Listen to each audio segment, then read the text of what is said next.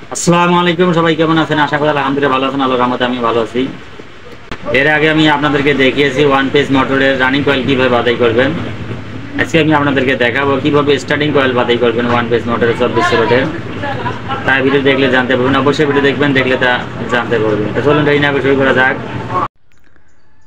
তো এখন দেখেন স্টার্টিং কয়েল বাছাই করার জন্য মাঝখানে যে 4টে স্লট ফাঁকা রেখেছি। এপাশেও দেখেন, এপাশেও মাঝখানে আমার 4টে স্লট ফাঁকা আছে। এই 4টে এবং ওপাশে 4টে স্টার্টিং কয়েল বাছাই করব। দেখেন স্টার্টিং কয়েল বাছাই করার জন্য আমি 2টি কয়েল নিয়েছি, একটা ছোট একটা বড়, এভাবে 2টা।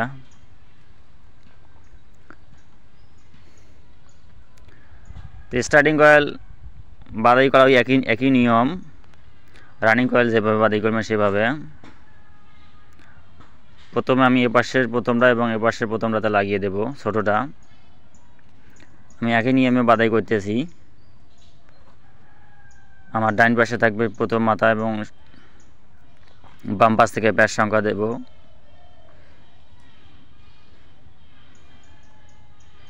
দেখেন এভাবে বেশ সুন্দর করে আপনারা স্টার্টিং কয়েলের ছোট যে কয়েলটা থাকবে সেটা ঢুকিয়ে নেবেন। স্টার্টিং কয়েলের 2 সেট কয়েল থাকে, এপাশে 1 সেট, ওপাশে 1 সেট, বিপরীত সাইডে আরেক সেট, দুটো মোট 4টা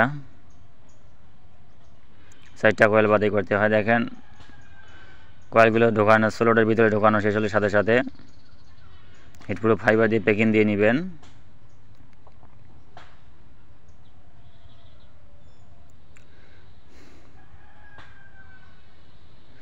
দেখেন আমার কিন্তু এক পাশে ঢোকানো শেষ হয়েছে। এখন আমি বিপরীত পাশে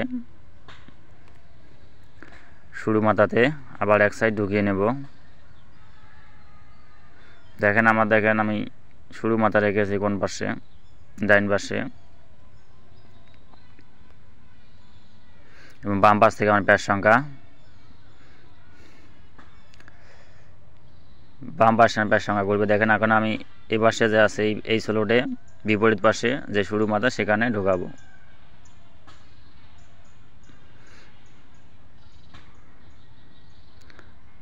স্টার্টিং কয়েল এবং রানিং কয়েল 2 পাশে বাছাই করা হয়।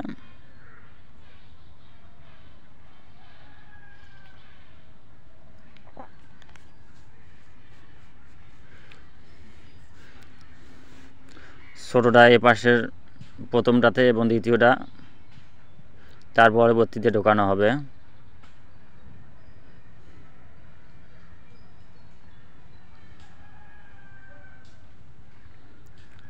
দেখেন আমার কিন্তু প্রথম কয়েলটা ঢোকানো শেষ, এখন দ্বিতীয়টা ঢোকাবো। দ্বিতীয়টা ঢোকার জন্য তার পরবর্তী যে ঘর আছে, স্লট আছে, সেখান থেকে ঢোকাতে হবে।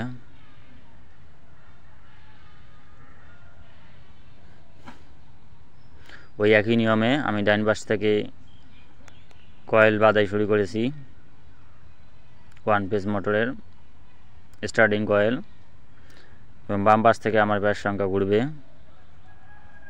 আমি রানিং কয়েল যেভাবে বাছাই করেছি স্টার্টিং কয়েল ঠিক একই নিয়মে বাছাই করব। রানিং কয়েলের শুরু মাথা আমি ডাইন পাশে রেখেছি, স্টার্টিং কয়েলের শুরু মাথা ডাইন পাশে রেখেছি, বাম পাশ থেকে আমার প্যাচ সংখ্যা ঘুরবে। এভাবে স্লটের ভিতরে একটা শোলা নিয়ে এভাবে বেশ সুন্দর করে চাপ দিয়ে ঢুকিয়ে নেবেন।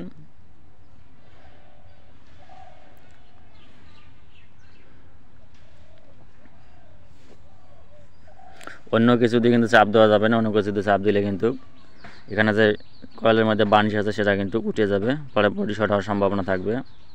দেখেন আমার এক পাশে ঢোকা শেষ, এখন আর এক পাশে আমি ঢোকাবো। এই 2 সাইড আমার বাকি আছে, এই 2টা। এখানে ছোটোটা আমি প্রথমে ঢোকাবো।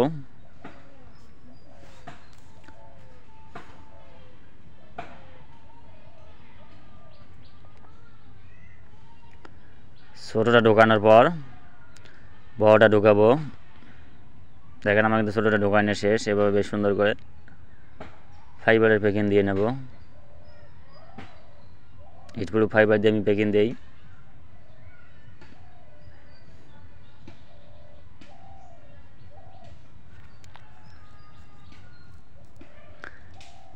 এটা কিন্তু ওয়ান পেজ মোটর, 24 স্লট।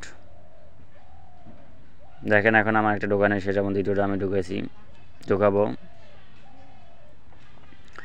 দ্বিতীয়টা ঢোকানোর জন্য একই নিয়ম, আমি ডান পাশে শুরু মাথা রাখবো এবং বাম পাশ থেকে আমার ব্যাস সংখ্যা ঘুরবে।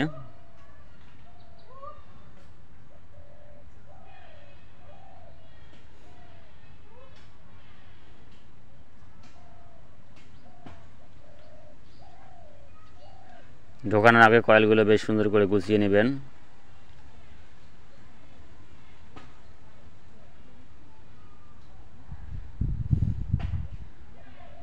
আমি একই নিয়মে স্টার্টিং এবং রানিং কয়েল বাদই করতেছি।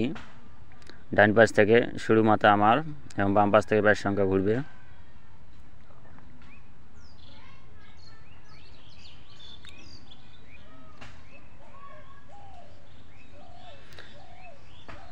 রানিং কয়েল কীভাবে বাদাই করতে হয় এর আগের ভিডিওতে আমি আপনাদেরকে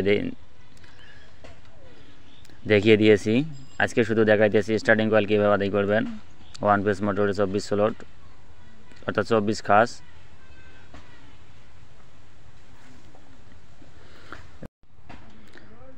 তার মানে স্টার্টিং কয়েল বাদাই করা শেষ। এর পরবর্তীতে আমি কিভাবে 8টি কানেকশন থেকে মোট 4টি কানেকশন বের করবেন এবং কিভাবে ক্যাপাসিটর সংযোগ করবেন তা পরবর্তী ভিডিওতে দেখানো হবে। অবশ্যই ভিডিও দেখবেন, দেখলে তা জানতে পারবেন। তা দেখেন আমার কিন্তু মোট 8টি কানেকশন বের হয়েছে।